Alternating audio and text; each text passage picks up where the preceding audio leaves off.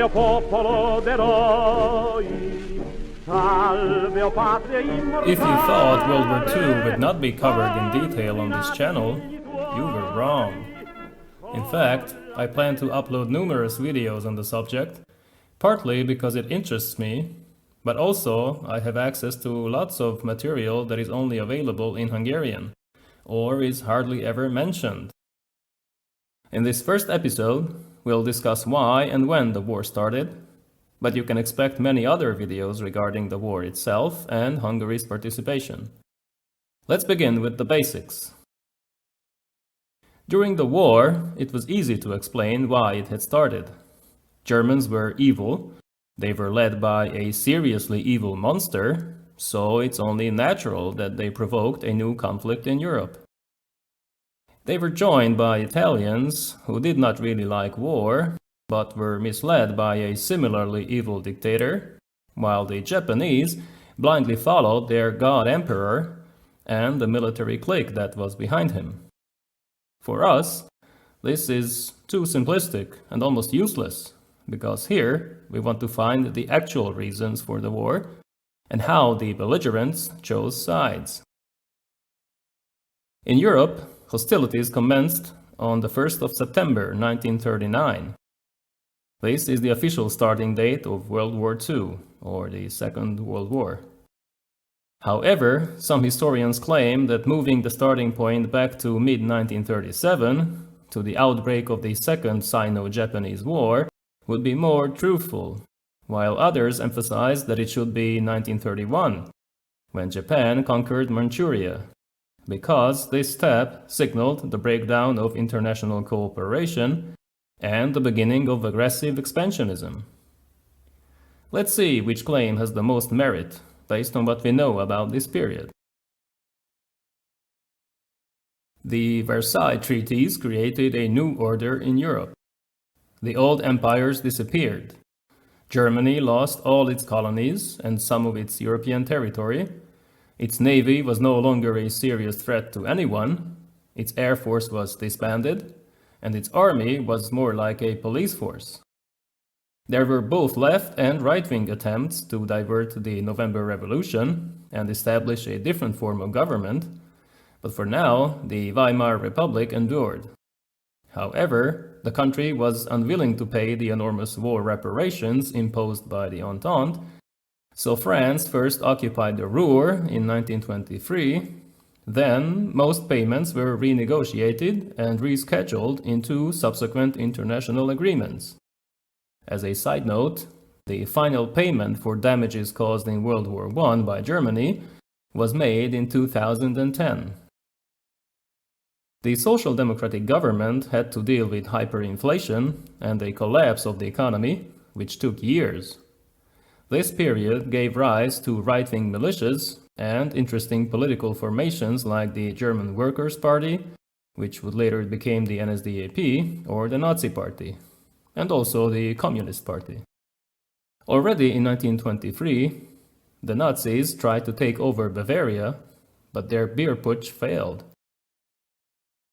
The second half of the 1920s was more peaceful as the economy recovered. Back in 1922, a treaty with Soviet Russia was signed to allow Germany to secretly train military personnel in return for the exchange of technology. The country finally recognized its new western borders, which reduced tension on the continent. Then it even joined the League of Nations, the predecessor of the UN, in 1926. Relations seemed to normalize, but then the 1929 crash occurred, followed by the Great Depression, which once again seriously damaged the economy. Unemployment exploded. The resulting hardships and the inability of the ruling class to offer solutions to the people allowed the Nazis to gain more seats in the parliament. They soon became the largest party, which, along with cleverly used street violence, forced President Hindenburg to appoint Hitler as chancellor. His ramblings about global Jewish conspiracies didn't convince many, but ordinary people hoped that his radical measures would finally end all difficulties, while the conservative elite figured that they would be able to get rid of him once he was no longer useful. They were mistaken. The new coalition government was short-lived. The Enabling Act in 1933 allowed the Chancellor to bypass Parliament and the President, so Hitler became the sole leader of Germany. Rights and freedoms were restricted. A true dictatorship was quickly established, bringing all other organizations under Nazi control. Economic issues were alleviated through mass work programs, like the expansion of the highway network. Spending on the military skyrocketed, although by the late 30s, this greatly increased government debt. Hitler didn't mind. He was already preparing for the next war. The question was whether Germany would be able to find allies and somehow divide her enemies. Italy, under the leadership of Benito Mussolini, became one of those allies.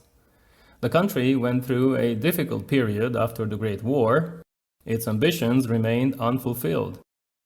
In most cases, Great Britain and France simply disregarded Italian demands, as they were busy dividing the former German colonies between themselves.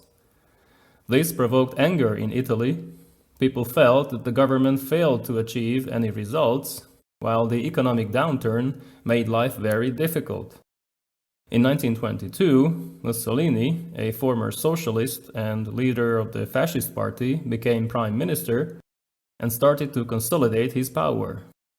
He set out to reorganize society, which would be based on corporations, discipline, and patriotic fervor. Massive work programs, an expansion of the Navy and the Air Force, and a strong presence on the international scene made Italy look like a success story. Il Duce, as he was called, first wanted to stabilize the economy, build up Italy's armed forces, then gradually expand Italian influence in the region. He believed that a new Roman Empire could be created, which would dominate the Mediterranean and slowly push out not just the French, but also the British.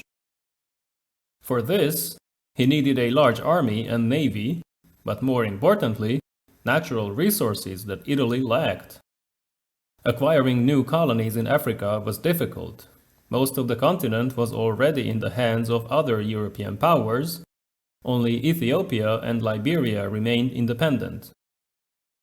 Because of Italy's limited capabilities, Mussolini would not provoke a major war, but if the right situation emerged in Europe, Italy would be watching closely. In the early 30s, Italy was regarded as a great power, a member of the Big Boys Club. While most other countries were hit hard by the Great Depression, Italy seemed to be doing just fine. Germany was still weak, which allowed Mussolini to stop Hitler from taking over Austria in 1934. A year later, he himself attacked Ethiopia. The African nation was conquered, but the financial cost was enormous, not to mention that Mussolini's complete disregard for the League of Nations alienated both France and Great Britain. His new Roman Empire drifted closer and closer to Germany, but in subsequent years, as the German economy and military recovered, Italy had to accept the role of junior partner. The Italian economy and military were simply not strong enough to play a major role in or outside Europe. Still, they would try to compete with Nazi Germany, stumbling from one catastrophe to another. Japan had emerged from isolation in the mid-19th century, then embarked on a program of modernization. Within a few decades, they were ready to expand their borders. Their quick success against China and then Russia showed that they should not be underestimated. Japan joined the Entente in the Great War, only to take over German possessions in the region, but at the same time, they were already targeting China. Korea had been annexed back in 1910. Just like Italy, they were also sidelined at the peace conference in 1919, but this only increased their ambitions to gain more territory and precious natural resources like iron, coal, and oil. Unfortunately for them, other major powers stood in the way. These nations controlled all the resources Japan would need. So for now, they would have to choose easier targets. China was weak and divided. Its nationalist government could not completely unify the country, so the Japanese High Command hoped that quick success could be achieved. Japan spent the 20s and 30s with preparations for war. An expanding economy allowed the population to grow, but the Great Depression created serious doubts about the government's ability to stay the course. Right-wing officers and fanatics gained more and more influence. In their eyes, kidnapping and even murdering moderate and even right-wing politicians was not just acceptable, but a must to ensure a bright future. In northeast China, the region of Manchuria was conquered in 1931. A puppet state was then created there, led by the last emperor of China, Henry Puyi. Japan kept pushing, using each incident to gradually acquire more territory in China. A conflict emerged between the branches of the military. The army was focusing on China, which would be followed by war against the Soviet Union. The navy, on the other hand, was looking towards the south. They wanted to get their hands on the oil, rubber, and other resources that Indonesia and Malaysia could offer. They believed that war against the Western powers was necessary for Japan's survival. In 1937, the army provoked a new conflict with China, but a quick end to the war was never realized. Because of this, Japan was already in trouble in 1939. By 1941, the Navy faced a great dilemma: either start war against the Western powers or lose access to their oil supplies. They chose war. These aggressive powers of medium size and practically no natural resources signed several agreements. The anti-comintern Pact of 1936 was obviously directed against the Soviet Union, although it was just an understanding between nations that followed similar ideologies and opposed communism. In 1940, the Tripartite Pact was signed, which targeted mainly the United States, but this was just a loose alliance. It did not oblige its members to fight in common war. Other smaller European nations would join this pact, which moved them even closer to Germany. In a few years, as the military situation changed on the continent, they would regret this. In the next episode, we'll take a look at how the Allies came together and what difficulties they had to surmount before it happened. Until then, see you around. Salve o popolo d'eroi, salve o patria immortale, son rinati figli tuoi con la fede